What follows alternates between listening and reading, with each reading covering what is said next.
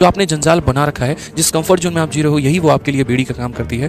अगर इन बेड़ियों को तोड़ के इन कभी भी जीवन के जिस मुकाम पे आप रहे ना, तो हमेशा उस मुकाम को आखिरी छोर मत मानिएगा।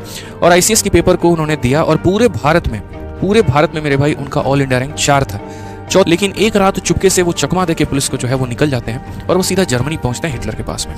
सोचिए, तो आज आप मेरे पीछे तस्वीर देख रहे होंगे नेताजी सुभाष चंद्र बोस का, और उनके द्वारा एक बहुत ही प्यारी लाइन, तो कई सारी इन्होंने लाइन कही हुई है, लेकिन आज मैंने वो लाइन यहाँ पर रखा है जो आप लोगों से कनेक्ट करता है और आप लोगों की तैयारी से जो है यहाँ पर ये काफ़ी ज़्यादा कनेक्ट करके आप लोगों को थोड़ा एक एज देगा आपके प्रिपरेशन में, जीवन में सफल बनने के लिए।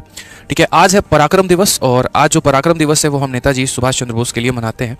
ठीक है, आज के दिन में जैसे मैं हमेशा जय हिंद बोलता हूं, तो ये जय हिंद भी जो शब्द है वो भी नेताजी सुभाष चंद्र बोस के द्वारा ही आया हुआ है।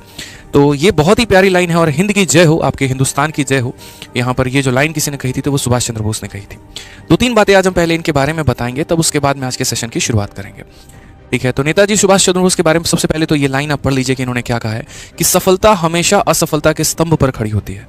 सफलता हमेशा असफलता के स्तंभ पर खड़ी होती है, इसलिए कभी भी किसी को भी असफलता से घबराना नहीं चाहिए मेरे भाई।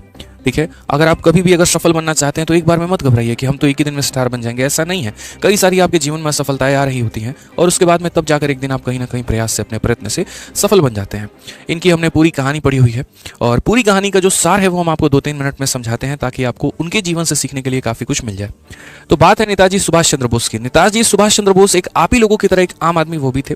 जिस तरीके से आप एक एस्पिरेंट है, उसी तरीके से वो भी एक एस्पिरेंट रहे।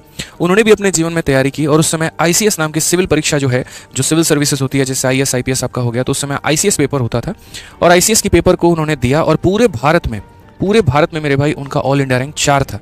चौथी रैंक उन्होंने प्राप्त की थी, और उसके बाद में तब वो सिविल सर्वेंट भी बने और देश की सेवा की। लेकिन कहते हैं ना कि इंसान की जो सोच होती है वो उसको जीवन में काफ़ी ज़्यादा मदद करने पर प्रेरित करती है। बस कई बार क्या होता है कि हम जो है कुएं की मेढक बनना जो है वो पसंद करते हैं, हम अपने कंफर्ट जोन में ही रहना पसंद करते हैं, लेकिन ये इंसान जस्ट उसके विपरीत है। जैसे उदाहरण के तौर पर अगर मानिए कि आपकी नौकरी एमटीएस में लग गई, तो आप एमटीएस में ही रहना पसंद करोगे। कई सारे बच्चे बोलते हो नहीं, बढ़िया है, सुखी जीवन है, क्या जरूरत है जिंदगी में आगे बढ़ने की, क्या जरूरत है कुछ और मेहनत करने की, ठीक है जितना चल रहा है उतना चलने दो। लेकिन ये ऐसे व्यक्ति नहीं थे। ठीक है, पूरे भारत में चौथी रैंक प्राप्त करने के बाद भी, सिविल सर्वेंट बनने के बाद भी, इनका जो सपना था वो थोड़ा और आगे बढ़ता चला गया। उसके बाद में धीरे धीरे अपने मेहनत के दम पे और गांधी जी की विचारधारा से जुड़ते हुए, स्वामी विवेकानंद को फॉलो करते हुए ये जो है भारत की आज़ादी की तरफ बढ़े। उसके लिए इन्होंने भारत में हर वो कोशिश की। ठीक है, अलग अलग लोगों से जुड़े, कांग्रेस पार्टी के साथ जुड़े रहे, उसके वो प्रेसिडेंट भी बने। लेकिन जुड़ने के बाद में कुछ अनबन हो गई, जिससे वो कांग्रेस पार्टी से अलग हो गए। और हमेशा इनका विचारधारा एक था कि यार मैं सिर्फ सिविल सर्वेंट रहकर जो है यहाँ पर अंग्रेजों की गुलामी ही एक तरीके से कर सकता हूँ, उनके बनाए नियमों को जो है आम पब्लिक के ऊपर में थोप सकता हूँ, लेकिन जो मेरे हिंद के वासी हैं, जो मेरे हिंद के नागरिक हैं, जो मेरे हिंदुस्तान के लोग हैं, उनको मैं कभी भी अंग्रेजों से आज़ाद नहीं करा पाऊंगा। तो उनकी सोच धीरे धीरे बढ़ती चली गई, और उस लेवल पर उन्होंने प्रयास करना शुरू कर दिया। पहले अपने भारत के सभी नेताओं से उन्होंने मीटिंग की, सबके विचारधारा से जुड़ने की कोशिश की, भारत को आगे बढ़ाने की कोशिश की, लेकिन इन्हें लगा कि यहाँ पर हमारा काम नहीं बन सकता है। तब उन्होंने जो है, एक उनके ऊपर मुकदमा चल रहा था कोलकाता के कोर्ट में, और वहाँ पर उनको हाउस अरेस्ट कर लिया गया था, घर में बंदी बना लिया गया था, और ये कहा गया था कि आप देश छोड़ के नहीं जा सकते, आपको घर में ही रहना पड़ेगा। लेकिन एक रात चुपके से वो चकमा देके पुलिस को जो है वो निकल जाते हैं, और वो सीधा जर्मनी पहुंचते हैं हिटलर के पास में। सोचिए, मतलब आज के समय में आप कल्पना करिए कि हम कंफर्ट जोन में रहने की कोशिश करते हैं, हम कभी भी अपने कंफर्ट जोन से बाहर नहीं जाते हैं, हम कभी भी एक्स्ट्रा एफर्ट नहीं डालते हैं, लेकिन एक इंसान जो ऑल इंडिया रैंक 4 भी लाया, सिविल सर्वेंट भी बना, कांग्रेस का प्रेसिडेंट भी बना, भारत में उसको अच्छी प्रसिद्धि मिली, लेकिन उसके बाद में ये इंसान बेचैन है। ये पूरे भारत में हर किसी की आज़ादी चाहता है, और तब वहां से वो निकलते हैं जर्मनी। ठीक है, हिटलर के पास जाते हैं, हिटलर से संभव मदद मांगते हैं कि हमें भारत को आज़ाद कराना है, लेकिन वहाँ पर साफ जो है वो हिटलर मना कर देता है। तब ये जापान में जाके वहाँ पर आज़ाद हिंद फौज की जो है वो स्थापना करते हैं, और लगभग कुछ ही समय के अंदर में 80,000 सैनिक इनके साथ में जुड़ जाते हैं, जिनको आईएनए के नाम से भी जाना जाता है। और वो भारत की एक सबसे पहली जो सेना है वो वहाँ पर निर्माण हुई होती है। उस सेना में जापान के जो कैदी थे वो आ जाते हैं, आपको बर्मा के जो एक तरीके से जो कैदी थे उनको वो शामिल करते हैं, और धीरे धीरे ना सिर्फ पुरुषों की बल्कि महिलाओं की भी सेना वो बनाते हैं, और वो बाहर से धीरे धीरे अंग्रेजों के साथ में लड़ रही होती है। एक ऐसा विजन कि जब तक यहाँ पर जो है आज़ादी हम लेके नहीं रहेंगे, तब तक हम धन नहीं धरेंगे।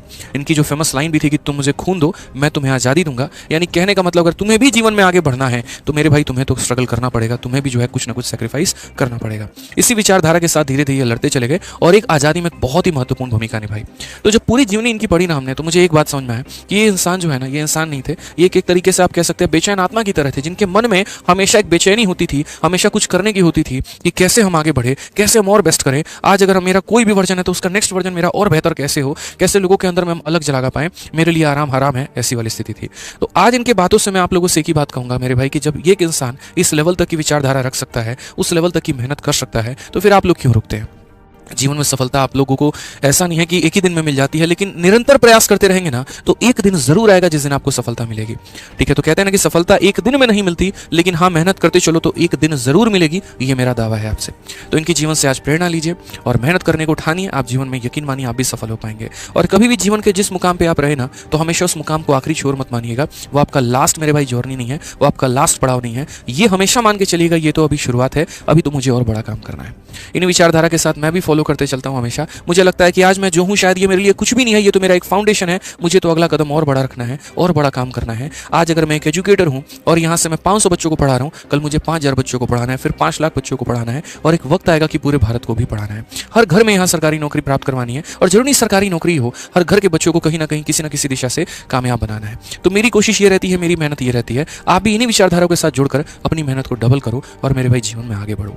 सिर्फ जहां तक आप हो, आप अपने आप को वहां तक सीमित मत रखो। यकीन मानो आपकी जो ताकतें हैं वो असीमित है, उसकी कोई सीमा नहीं है। बस आप अपने आप को जंजीर से, बेड़ियों से रोके हुए हो। अगर आप इस बेड़ियों से अपने आप को मुक्त करते हो, और वो बेड़ी कौन सी है पता है, वो मन की बेड़ियां हैं। वो बेड़ी है, वो एक तरीके से जंजीर है आपके पाँव में, आपके मन में, आपके हाथ में, जो आपने जंजाल बना रखा है। जिस कंफर्ट जोन में आप जी रहे हो यही वो आपके लिए बेड़ी का काम करती है। अगर इन बेड़ियों को तोड़ के इन विचारधारा से थोड़े आजाद होकर अच्छी विचारधारा फॉलो करते हैं, अच्छी किताबें पढ़ते हैं, अच्छी संगत में रहते हैं, अच्छी सोच लगाते हैं ना, तो यकीन मानो जीवन में एक पल आएगा कि आपसे बड़ा इंसान कोई नहीं होगा। तो मेहनत करिए और जीवन में आगे बढ़िए। इन्हीं शब्दों के साथ आज के सेशन को वापस से जय हिंद कहते हुए मैं शुरू करता हूं।